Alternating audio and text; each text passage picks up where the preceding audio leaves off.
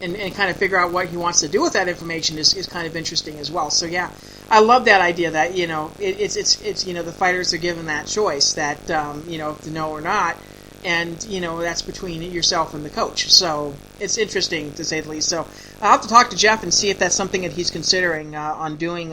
Possibly later on in the future if he's looking to shake things up a little bit over at Tuff. But I'm really hoping this thing kind of blows over as soon as we possibly can, so we can get back to fighting again. So we can see that as well. You're currently fighting at strawweight, correct? Yes. Do you think you want to stay at strawweight once you turn pro? I do like it. I feel like I'm a bigger strawweight. So far, most of my opponents have either been, a little bit shorter or right in there. I do think that if I would go to 25, I feel like I personally would be on the smaller side. I've talked to my coach Roman about this kind of multiple times, and he's kind of in agreement with me that, I would be a small 25er, and people are like, well, just put on some extra muscle, and I'm like, I don't know that muscle necessarily solves really solves or makes up for the differences. I'm really comfortable at 15, and I feel, strong, I feel quick, so unless, my body stops cooperating and, we just can't, make 15 anymore, I do look to stay at 15. Yeah, it depends on, everything. I mean, if, a lot of gals that are maybe 18, 19, 20, 21, that's something that they have to consider going on because they're still growing a bit. So, quite a few of them have, saw that, it's going to be a tough time, especially during weight cuts. If they're still growing a little bit, that's going to be a little bit of an issue. So, yeah, it was always interesting to see kind of where everything kind of goes, further on as well. And some of the fighters in their 30s actually get a little bit more, it's a little bit harder for them to cut more weight, so they'll go up in weight just because of that. So, and there's always that little sweet spot in the middle there where the weight cutting isn't as bad. So, yeah, it'll be interesting to see what kind of happens in the future as well. So we'll have to see what goes on there as well. Yeah, like I said, just kind of interesting to say the least what's going to go on in the next couple of months, and hopefully we'll be back, going on as well. I mean, Tuff-n-Uff, obviously, relatively easy for you to get to a card and kind of cut. I mean, that's kind of been a little bit easier for you to be here in town to be able to cut and have the resources as well. I mean, how was it for you just to go off of, being out of town and having to cut and get ready out of town versus doing it in town?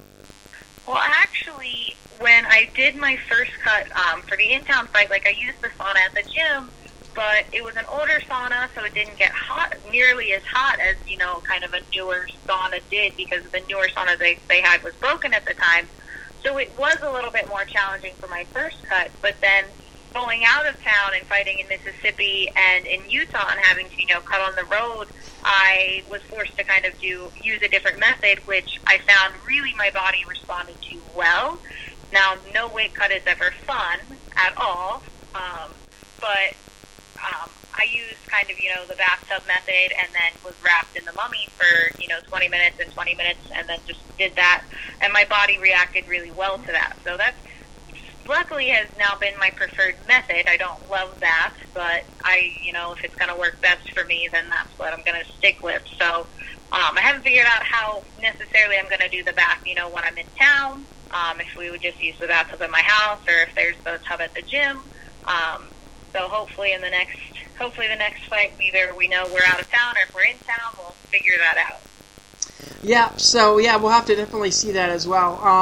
One final question. I mean, like I said, you said you were a teacher. I mean, and a fourth graders as well. I mean, obviously, fourth graders tend to be a little bit rambunctious as well as very energetic. I mean, how much energy does it take for you to kind of do an elementary school? And obviously, I think with middle school, it's going to be a little bit easier for you. But what's it like to kind of work with fourth graders and have to kind of expend a little bit more energy?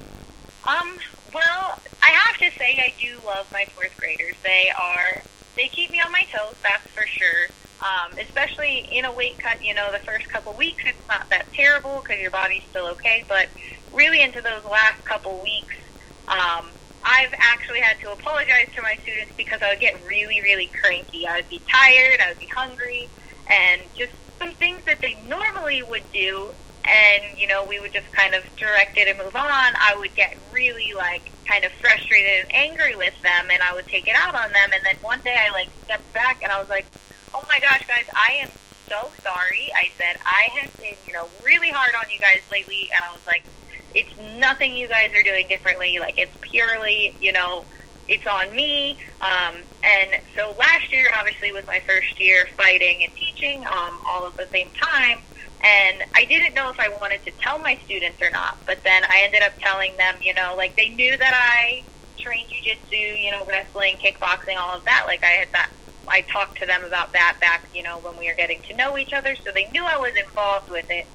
And then I told them that if they figured it out and guessed that I, you know, was actually competing now, like, that I would tell them the truth. So I didn't just come out and tell them. And I had a few students, it took them a couple days, but they figured it out, and they were really cool. I had some students, you know, say, like, oh, like, I started doing boxing, and, oh, I started to get involved in Taekwondo, like some of my girls, and I was like, this is awesome. Like, I love that, you know, I have positively influenced them, you know, to, you know, go outside of their comfort zone and learn something new, and something that's usually not as typical for, you know, girls. But I also had an incredibly supportive administration team, like my principal. She's always been very, very supportive of it, and so they would see, like, oh, like, when's the next one? How are you feeling? How's it going? But there are some days that I would just get to the gym and I would just look at my phone, like, I'm so exhausted because it's not just a typical, you know, 9-to-5 job. You are kind of up and constantly moving. You're thinking. You're, you know, adjusting. So it did take a toll on me a little bit. Well, you know, like you said, like you said, it was, you know, going to the gym is kind of a, you know, kind of therapeutic, just to try to kind of get some of that frustration out as well. But it's great to be able to see that, and great to be able to see that, you know, you're kind of almost a role model for some of these guys, these little girls and guys that are, you know, maybe considering taking up the sport or taking up a sport. So, you know, it's always great to be able to see that they're so encouraged by that as well. Anyway, any social media that people can check you out at? I am on Instagram, and it's Allysen Breeden, Breeden, and then an underscore. My Instagram's public. My Facebook, I don't really post a whole lot on fighting about my on my Facebook, but I am under Allysen McKenzie on Facebook. Well, I mean, that's great to hear. Like I said, hopefully with everything that's going on, that we get to see you again. I'd love to see you fight over at Tuff-n-Uff again, since we're both locals. And, you know, look forward to seeing how your career progresses within the next year or so. And maybe we'll see what happens. Maybe we get to that point where you decide that you want to turn pro. I'm definitely excited. I'm anxious to get back in there.